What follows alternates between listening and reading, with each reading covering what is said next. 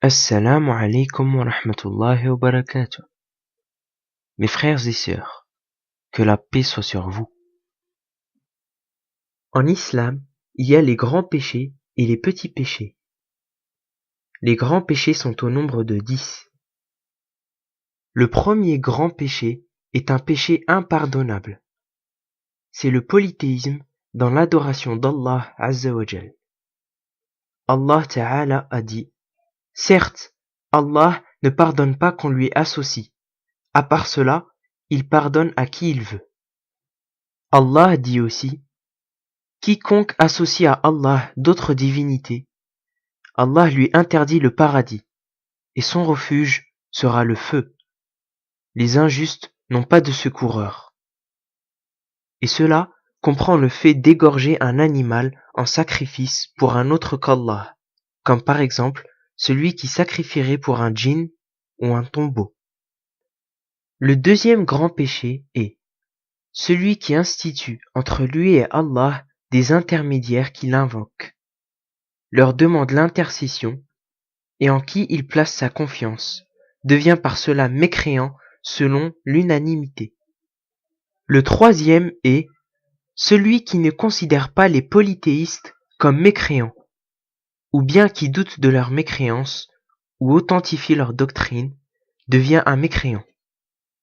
Le quatrième est celui qui a la conviction qu'une guidée autre que celle du prophète sallallahu alayhi wa sallam est plus parfaite que la sienne, ou qu'un jugement autre que le sien est meilleur, est un mécréant. Le cinquième grand péché est celui qui déteste une chose venue du messager d'Allah sallallahu alayhi wa sallam est un mécréant, et même s'il la met en application.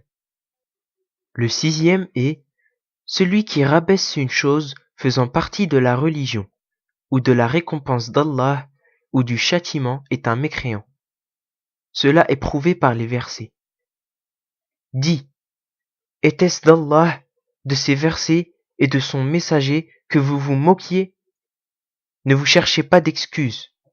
Vous avez certes mécru après avoir cru. Le septième plus grand péché est la sorcellerie. Le fait de l'utiliser pour briser un couple de mariés, ou encore de rendre malade une personne. Celui qui la pratique ou l'agrée est un mécréant. Le huitième est secourir les polythéistes et les aider contre les musulmans. Cela est prouvé par le verset. Ô croyants, ne prenez pas pour alliés les juifs et les chrétiens. Ils sont alliés les uns aux autres, et quiconque d'entre vous les prend pour alliés est alors un des leurs. Certes, Allah ne guide pas les gens injustes. Le neuvième est celui qui croit au fait que certaines personnes peuvent sortir de la loi islamique de notre prophète Mohammed sallallahu alayhi wa sallam, comme cela fut le cas pour Al-Khidr, est un mécréant. Le dixième et dernier grand péché est se détourner de la religion d'Allah, ne pas l'apprendre ni la pratiquer. Et cela est prouvé par le verset. Qui est plus injuste que celui à qui les versets d'Allah sont rappelés et qui ensuite s'en détourne? Nous nous vengerons certes des criminels. Il n'y a aucune différence pour ces péchés entre celui qui le commet pour plaisanter, sérieusement ou par peur. Il faut donc que le musulman y prenne garde et qu'il en ait peur pour lui-même.